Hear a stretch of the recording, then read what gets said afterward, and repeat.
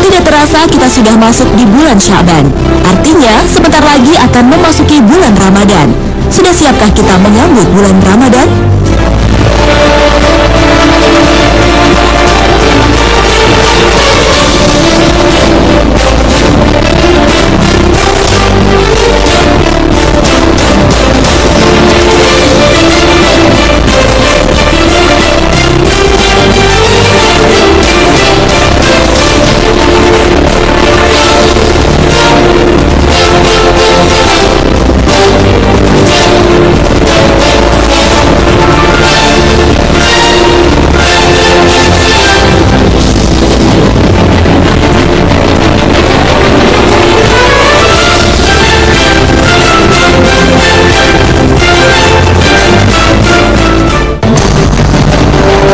Assalamualaikum warahmatullahi wabarakatuh. Selamat pagi pemirsa Trans 7. Hasanah Ensiklopedia Islam Dunia pagi ini kembali hadir ke hadapan Anda untuk berbagi wawasan keislaman dan saling berwasiat dalam kebajikan. Nama Sya'ban diambil dari kata Sya'bun yang artinya kelompok atau golongan. Dinamakan Sya'ban karena pada bulan ini masyarakat jahiliyah berpencar mencari air. Ada juga yang mengatakan mereka berpencar menjadi beberapa kelompok untuk melakukan peperangan. Al-Munawi mengatakan bulan Rajab menurut masyarakat jahiliyah adalah bulan mulia sehingga mereka tidak melakukan peperangan.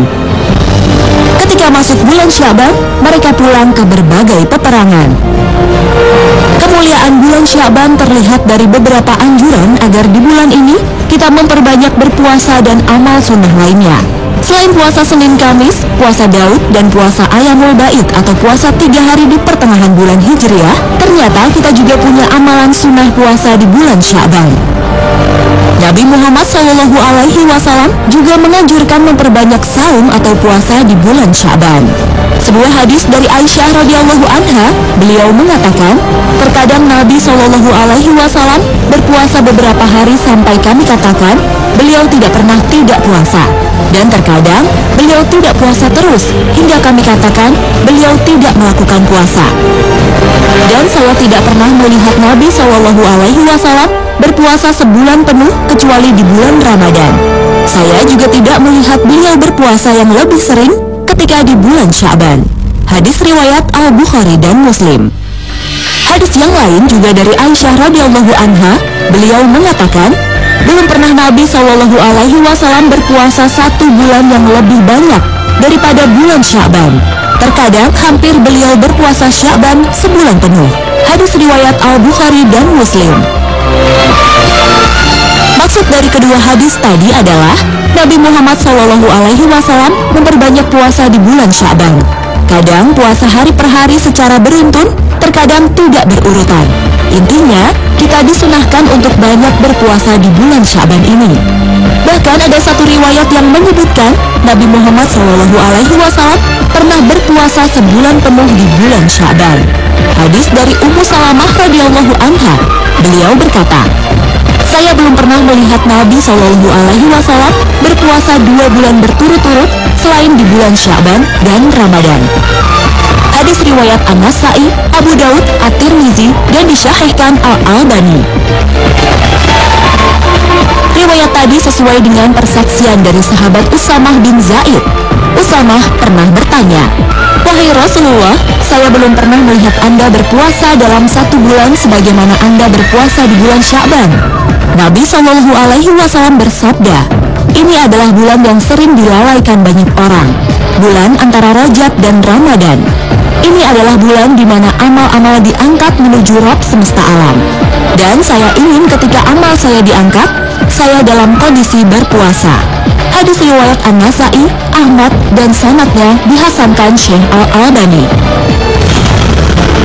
Dengan hadis ini makin jelaslah bahwa sangat penting berpuasa di bulan Sya'ban karena catatan amal manusia diangkat.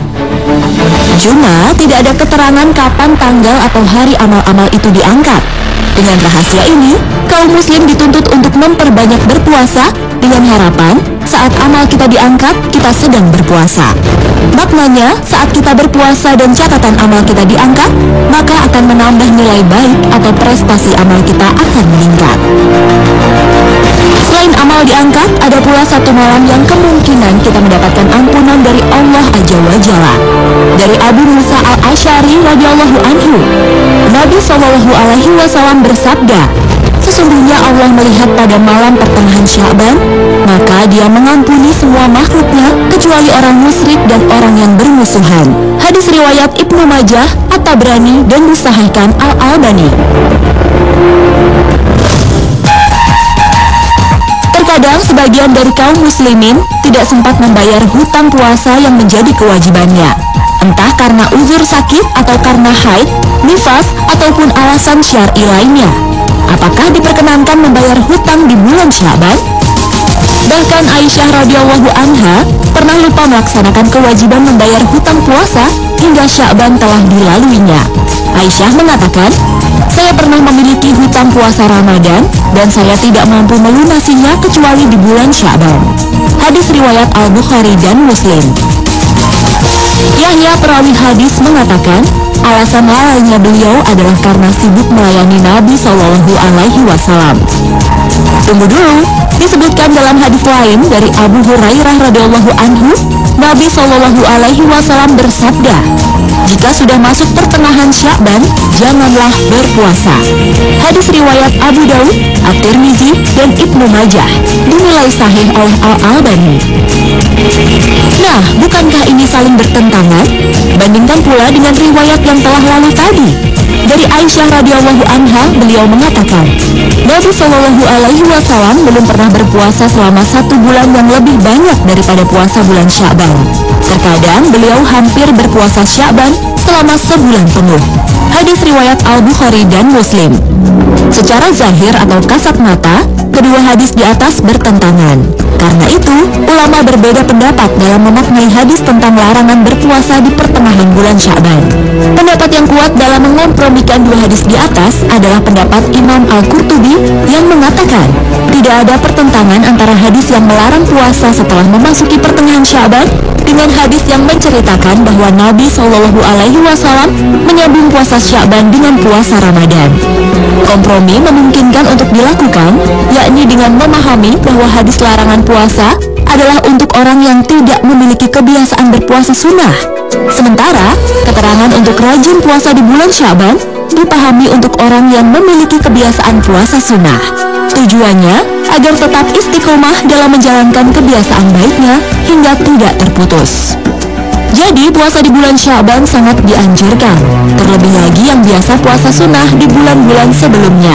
Sedangkan yang tidak biasa, maka jika sudah memasuki pertengahan Sya'ban, lebih baik tidak berpuasa. Dari Abu Hurairah radhiyallahu anhu, Nabi SAW bersabda, janganlah kalian mendahului Ramadan dengan berpuasa sehari atau 2 hari, kecuali orang yang sudah terbiasa puasa sunnah, maka silahkan dia melaksanakannya. Hadis riwayat Al-Bukhari dan Muslim. Akan tetapi bagi yang belum membayar hutang puasa, maka tidak masalah berpuasa di bulan Sya'ban. Imam Ibnu Qudamah menegaskan, andai mengakhirkan saat membayar hutang puasa Ramadan boleh lewat Ramadan berikutnya, tentulah akan dikerjakan oleh Aisyah. Bagaimana bila utang-utang puasa yang dimiliki tahun-tahun sebelumnya? Dalam masalah ini, maka hukum orang yang mengakhirkan hutang puasa sampai lewat Ramadan ada 2 keadaan.